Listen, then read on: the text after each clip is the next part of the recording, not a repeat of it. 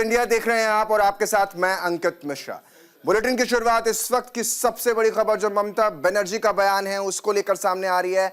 CM Mamata Banerjee का INDIA गठबंधन को लेकर अपना असंतोष व्यक्त कर दिया है। उन्होंने INDIA गठबंधन के कामकाज पर उन्होंने असंतोष जताया है। ममता बनर्जी मुख्यमंत्री पश्चिम बंगाल ने कहा है कि इंडिया गठबंधन यानी INDIA गठबंधन को संकेत दिया है कि अगर मौका मिला तो गठबंधन की कमान संभालेंगी। वो कमान संभालने के लिए तैयार नजर आ रही है। मैं इसका सुचारू संचालन सुनिश्चित करूंगी। ममता बनर्जी ने यह बयान दिया है जिस पर शरद पवार ममता गठबंधन का नेतृत्व करने में सक्षम है ये कहते हैं नजर आए। हरियाणा में कांग्रेस और महाराष्ट्र में INDIA गठबंधन की करारी हार के बाद विपक्षी खेमे में खलबली मची हुई है और इसी खलबली के बीच जो नाम उभर कर सामने आ रहा है वो पश्चिम बंगाल की बागिन कही जाने वाली ममता बनर्जी का सामने आ रहा है, जिन्होंने साफ तौर पर कह दिया है कि अगर INDIA गठबंधन का नेतृत्व करने का मौका मिला तो वो सहर्ष इसको स्वीकार करेंगी और बेहतर प्रशासन शासन देने की व्यवस्था को आगे बढ़ाएंगी। यानी गठबंधन के स्वरूप को लेकर फिर से एक नया विवाद अब शुरू होना तय माना जा रहा है, क्योंकि ममता बनर्जी की ये इच्छा सामने आने के बाद सब कुछ बदला है। सुनवाते हैं क्या कुछ उन्होंने कहा इस मौके। I think there's a lot of murmur in society, a lot of anxiety and a lot of issues and questions raised about it. So I think if there is so much concern and unrest amongst people, then why wait for it? If people are showing suspicion about EVMs, I think it would be a nice way and gracious enough to move it to the ballot the way globally it has happened in most western part of the world. Well, that's what we are asking. So let's see how the story unfolds. Let's wait and watch.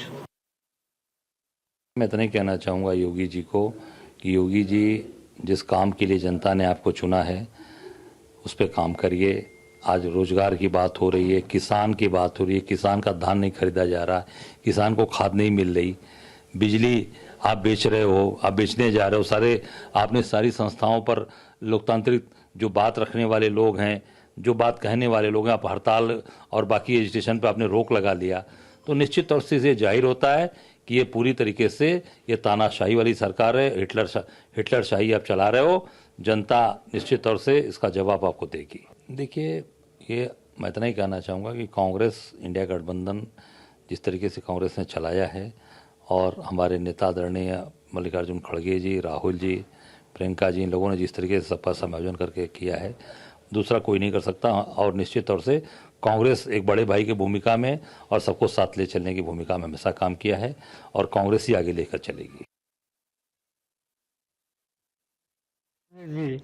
एक या देशाचे फळं दिसते आहेत त्याच्याकरती ठेवत आहेत। आज देशाच्या फायद्याविरोधी त्यांनी जे लोक निवडून पाठवलेत ते अतिशय कर्तव्यगार, जागृत आणि कर्तव्य, त्यामुळे त्यांना म्हणण्याचा अधिकार आहे।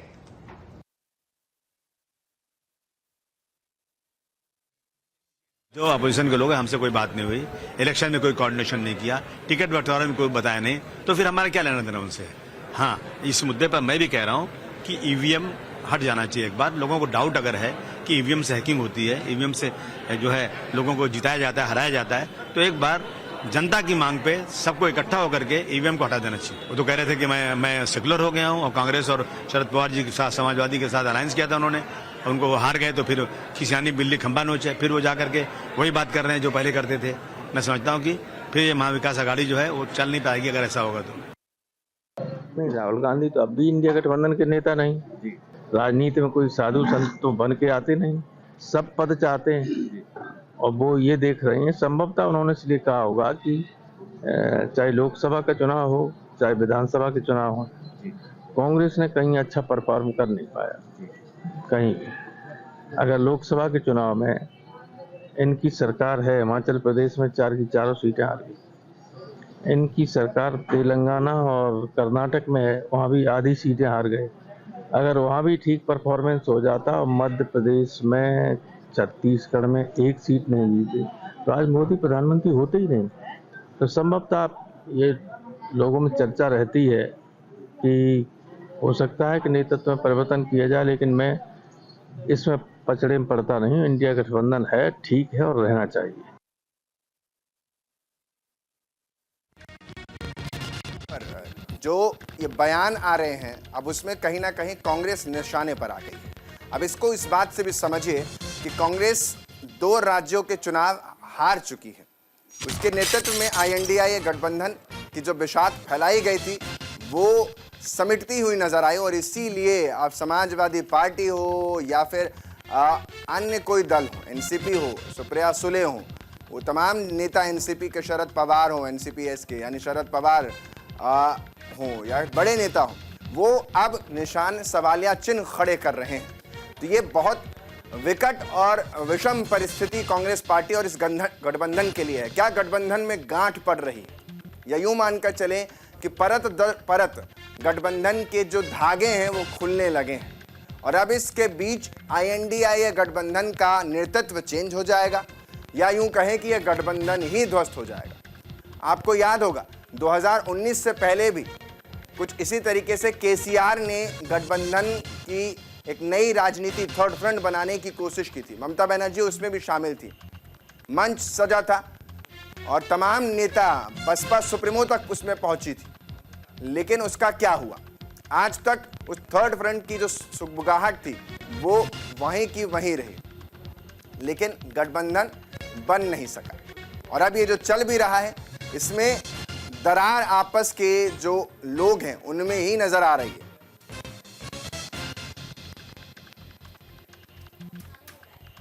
मेरे साथ मेरे सहयोगी नीरज मिश्रा ज्यादा जानकारी के साथ लखनऊ से जुड़ रहे हैं। नीरज, अब तो गठबंधन के स्वरूप पर सवाल उठने लगे हैं। क्या ये मानकर चलें कि गठबंधन में जो गांठ है वो दिखने लगी है? देखिए, जो ये इंडिया गठबंधन है ये अपने आप में अनोखा गठबंधन मुझे लगता है, जहां पर अगर पार्टी मजबूत है तो वहां वो गठबंधन नहीं करती। उत्तर प्रदेश में समाजवादी पार्टी मजबूत है तो यहाँ वो किसी से गठबंधन नहीं करना पसंद करती। अभी उपचुनाव में आपने देखा ममता बनर्जी पश्चिम बंगाल में मजबूत है तो वहां वो किसी से गठबंधन नहीं करती। आम आदमी पार्टी दिल्ली और पंजाब में मजबूत है तो वहां गठबंधन नहीं करती, और जहां पर कमजोर है वहां पर ये गठबंधन कर लेती। महाराष्ट्र में गठबंधन हो गया, इसके अलावा अभी बिहार में गठबंधन हो जाएगा। तो ये एक अलग तरीके का गठबंधन है जहां पर जो पार्टी मजबूत है उसे लगता है कि हमसे जो साथ में इंडिया गठबंधन के साथ जो भी लोग हैं वो कमजोर हैं तो वो उनसे गठबंधन नहीं करते। जहां सब कमजोर है वहां वो गठबंधन कर लेते हैं। नीरज, ये तो पहले ही देखने को मिला था, क्योंकि जब इलेक्शन हो रहे थे, लोकसभा चुनाव थे, उस समय भी सबसे पहले जो इससे इतर हुआ था, अलग हुई थी, वो ममता बनर्जी थी। उन्होंने कहा था कि जहां पर क्षेत्र पार्टियों का क्षेत्रप है वहां पर उन्हीं को लड़वाया जाए, कांग्रेस सेकंड उस पर रहे, फ्रंट फुट पर उनको रखा जाए, लेकिन कांग्रेस तैयार नहीं हुई। अब उसकी वजह से ममता बनर्जी छिटक गई। ममता बनर्जी छिटकी तो धीरे धीरे आम आदमी पार्टी और बाकी के अन्य जो दल हैं वो भी खिसकने लग गए।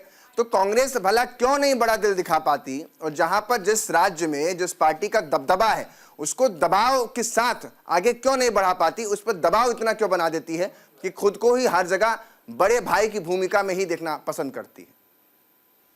जी देखिए, ये पॉलिटिक्स है और इसमें कोई प्रॉपर्टी तो है नहीं कि कांग्रेस बांट देगी। कांग्रेस को भी पता है कि जहां पर वो मजबूत है, अगर वो मध्य प्रदेश और झारखंड और जहां भी वो मजबूत है तो वहां वो क्यों देगी। तो इसी तरह वो भी जो क्षेत्रीय छत्रप है वो भी नहीं देते, लेकिन हाँ दिखाने के लिए वहां सब एक हो जाते हैं, एक मंच पे आ जाते हैं, एक साथ मीटिंग करते हैं, क्योंकि उन्हें भारतीय जनता पार्टी से लड़ना है, NDA से लड़ना है, इसलिए वो एक जरूर दिखाते हैं। लेकिन अंदर खाने मुझे नहीं लगता कि इनमें कोई उस तरह की एकता के साथ कि पूरे देश में एक साथ हम खिलाफ चुनाव लड़े, उस तरह की स्थिति नहीं दिखती। जहां जो मजबूत है वहां वो। अब हालांकि नई बात है कि ममता बनर्जी कह रहे हैं हम इसका शुरुआत करेंगे, हम इसकी कमान संभालेंगे। सबसे पहले नीतीश कुमार ने कमान संभाली थी, उसके बाद सबको पता है क्या कुछ हुआ।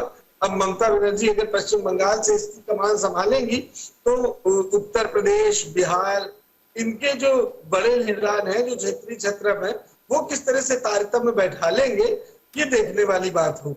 हालांकि कांग्रेस ने पहले ही मना कर दिया है। जिक्र आपने अच्छा किया नीतीश कुमार का। बनाने में उन्हीं के घर पर गठबंधन की बैठक हुई थी और 3 से 4 महीने के भीतर वो सबसे पहले इस गठबंधन को छोड़ करके दूसरी पार्टी में जा बैठे। उसके बाद ममता बनर्जी गई, फिर समाजवादी पार्टी, फिर आरएलडी से भी कुछ लोग टूट गए। अब इन सब के बीच सवाल यही है कि अगर ममता बनर्जी नेतृत्व के लिए तैयार हैं तो जो इनसे भी वरिष्ठ लोग हैं, एनसीपी में शरद पवार भी हैं, अखिलेश यादव भला क्यों छोड़ना चाहेंगे ये मौका? भाई सबसे बड़े सूबे को सबसे ज्यादा सीटें अगर कहें तो दूसरा विपक्ष में जो सबसे बड़ी सीटें हैं कांग्रेस के बाद वो उन्हीं के पास हैं, और उसके बाद महाराष्ट्र में भी उन्होंने अच्छी खासी 2 सीटें तो जीती ली हैं।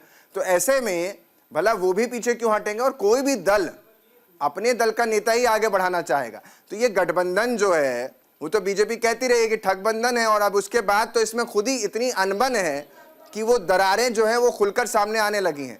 अभी हरियाणा और महाराष्ट्र हारे नहीं कि धागे खुलने लग गए हैं, सब भागने लगे हैं इधर उधर।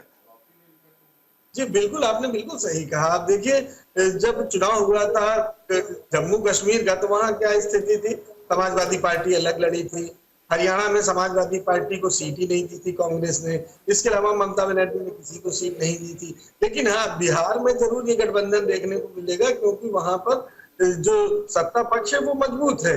जहां जहां पर सत्ता पक्ष मजबूत है वहां पर ये गठबंधन हो जाता है, चाहे अब कमान ममता बनर्जी संभाल ले और इसके अलावा चाहे अखिलेश यादव संभाल ले। तो अखिलेश यादव का प्रभाव पश्चिम बंगाल में नहीं है, अखिलेश यादव का वो प्रभाव बिहार में नहीं है, झारखंड में नहीं है। झारखंड में कांग्रेस का प्रभाव है, मध्य प्रदेश में कांग्रेस का प्रभाव है, तो मध्य प्रदेश में कांग्रेस क्यों जो की सीटें है उसकी शेयरिंग करेगी। तो ये एक अलग तरह का गठबंधन है कि मंच पे बैठने के लिए तो गठबंधन है, बाकी जो चुनाव है तो सब अलग अलग है। बहुत बहुत शुक्रिया नीरज तमाम जानकारी देने के लिए। तो यानी गठबंधन जो है अब उसकी असल जो अग्नि परीक्षा है वो शुरू हो चुकी है। अगली खबर की तरफ आपको लिए चलते हैं। तो जयपुर के दौरे पर राहुल गांधी रहने वाले हैं। कांग्रेस नेतृत्व संगम सम्मेलन में हिस्सा लिया जाएगा। खेड़ापति बालाजी के दर्शन भी करते हुए नजर आएंगे। कांग्रेस नेता और साथ ही कांग्रेस सांसद और लोकसभा में विपक्ष के नेता हैं राहुल गांधी, जयपुर के लिए रवाना हो चुके हैं। 7 दिन में राहुल गांधी का ये दूसरा राजस्थान का दौरा है। ये बड़ी जानकारी।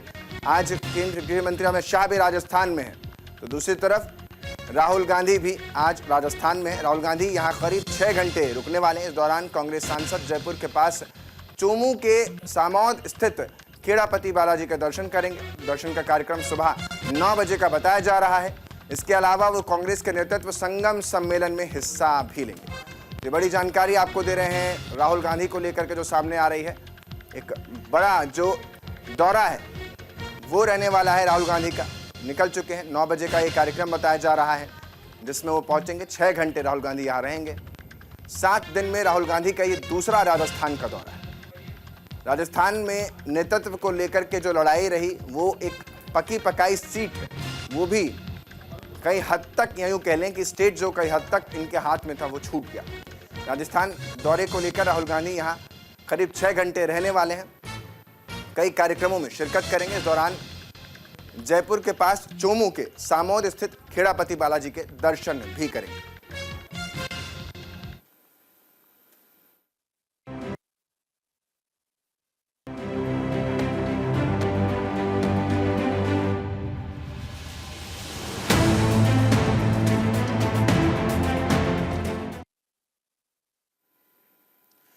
शंभू बॉर्डर पर किसानों का प्रदर्शन लगातार जारी है, जिसमें हरियाणा पंजाब बॉर्डर पर तमाम किसान डटे हुए हैं। आज किसानों का जत्था दिल्ली की तरफ कूच करता हुआ नजर आएगा, जिसमें 101 किसानों का जत्था दिल्ली कूच करता नजर आएगा। किसानों को सरकार से बातचीत का इंतजार रहा।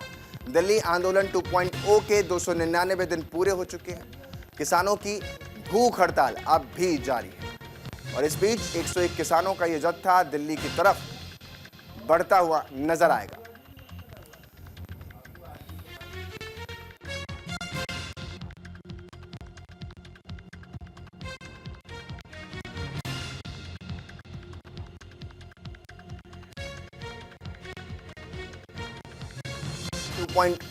को लेकर के आज तमाम जो किसान हैं 101 जत्थों में सवार होकर के अलग अलग, कोई पैदल आ रहा होगा, कोई अन्य संसाधनों के साथ आ रहा होगा, लेकिन किसानों की तरफ से कहा गया है कि ये अमूमन पैदल मार्च ही होगा दिल्ली की तरफ। दिल्ली की जो सीमाएं हैं उन्हें सील कर दी गई है, जिससे कि कोई भी इस सीमा के अंदर आ ना सके। दिल्ली में सुरक्षा व्यवस्था बढ़ा दी गई है। दिल्ली के बॉर्डरों की सुरक्षा व्यवस्था राज्य के हिसाब से बढ़ा दी गई है। हरियाणा पंजाब ने अपने बॉर्डर पर सुरक्षा बढ़ा दी है। लेकिन इन सब के बीच दिल्ली की तरफ जो किसान हैं वो कूच करते हुए नजर आ रहे हैं। मांगे एमएसपी को लेकर के लगातार जारी हैं। 2020 से अगर आप देखेंगे तो किसानों का आंदोलन भी अलग अलग मांगों को लेकर दिल्ली की तरफ जारी रहा है। अब यह आंदोलन कितना ज्यादा आगे बढ़ पाता है या वहीं तक सीमित हो जाता है या इसका कोई हल सरकार निकाल पाती है, यही देखना दिलचस्प हो जाएगा।